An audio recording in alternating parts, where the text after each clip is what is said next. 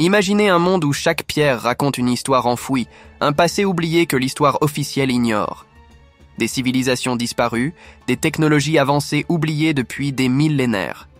Et si ce que nous savions du passé n'était qu'une fraction d'une vérité bien plus vaste ? Suivez-nous dans cette exploration où chaque découverte pourrait changer à jamais notre compréhension de l'histoire humaine. Bienvenue dans un voyage captivant à travers l'histoire ancienne, à la découverte des civilisations perdues et des sites mégalithiques mystérieux.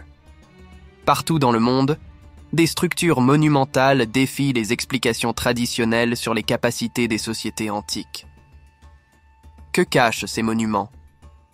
Pourquoi les historiens n'en parlent-ils que rarement ? Vous êtes sur le point de découvrir des secrets qui dérangent, des énigmes qui font vaciller ce que nous croyons savoir. En Inde, des structures complexes taillées directement dans la roche suscitent des questions sur l'existence d'une technologie avancée disparue.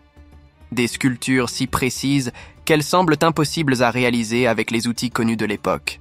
Des civilisations beaucoup plus anciennes, des peuples qui ont peut-être été oubliés par les livres d'histoire, pourtant détenteurs de savoirs perdus, de connaissances dépassant l'imaginaire. Ce n'est pas qu'une question de vestiges, c'est la question de tout un pan de notre passé qui pourrait réécrire l'histoire. Voyageons jusqu'à la porte des Lions de Hattusa, en Turquie, un site datant de 1400 avant notre ère, construit pendant l'apogée de l'Empire hittite. Cette entrée monumentale, flanquée de sculptures de lions taillés dans un seul bloc de calcaire, symbolisait la force et l'autorité. Mais au-delà de la beauté se cachent des questions. Comment ont-ils transporté ces blocs massifs, chacun pesant plusieurs tonnes ? Les Hittites avaient-ils découvert des techniques de transport que nous ne comprenons toujours pas, des méthodes oubliées qui défient la logique moderne ? En Grèce, la citadelle de Mycène abrite un autre mystère. La célèbre porte des Lions, construite vers 1250 avant notre ère, avec des blocs de calcaire gigantesques assemblés sans mortier. Les Grecs de l'époque croyaient que ces murs avaient été construits par les Cyclopes, des géants mythiques. Et si ce mythe n'était pas seulement un conte, mais la trace d'un savoir-faire oublié bien au-delà des capacités humaines de l'époque. Imaginez des artisans capables de déplacer des pierres que nous ne pourrions bouger qu'avec les plus grandes machines modernes. Et si ce n'était pas seulement des mythes, dirigeants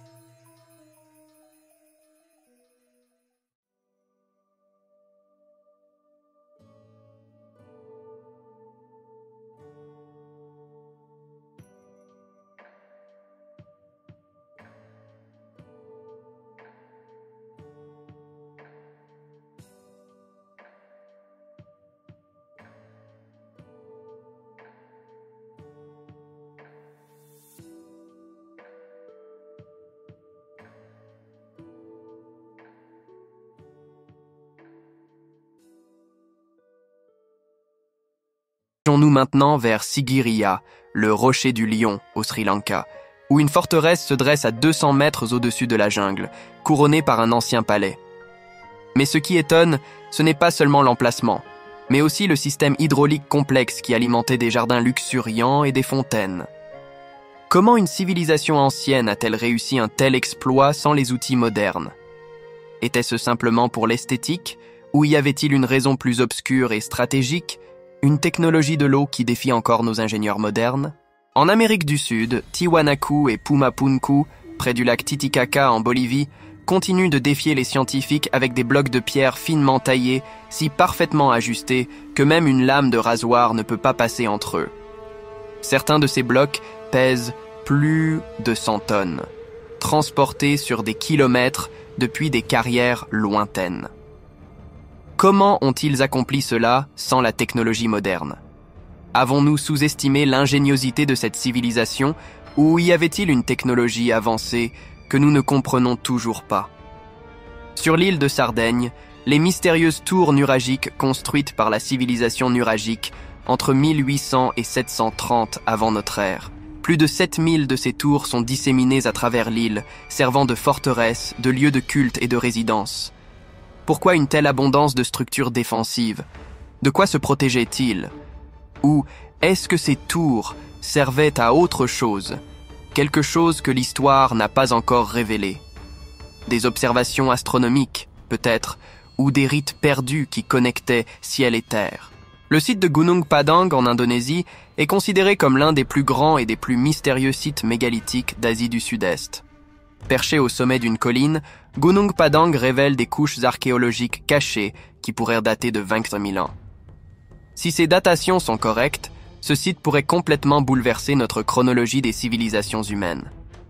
Était-ce un centre religieux, un observatoire astronomique, ou quelque chose de plus complexe encore?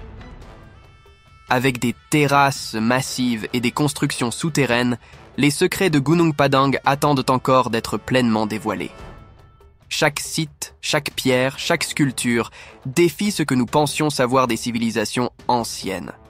De l'Asie à l'Europe, en passant par l'Amérique, ces monuments montrent que des sociétés anciennes possédèrent des connaissances et des compétences qui continuent de mystifier les scientifiques aujourd'hui.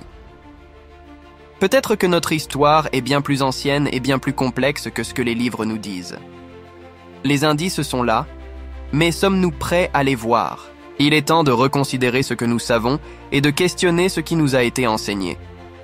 Les civilisations perdues, les technologies oubliées, tout cela pointe vers une réalité qui pourrait redéfinir notre compréhension de l'humanité. Pour continuer à explorer ces mystères fascinants, abonnez-vous à l'Explorateur de Mystères et plongez avec nous dans l'inconnu.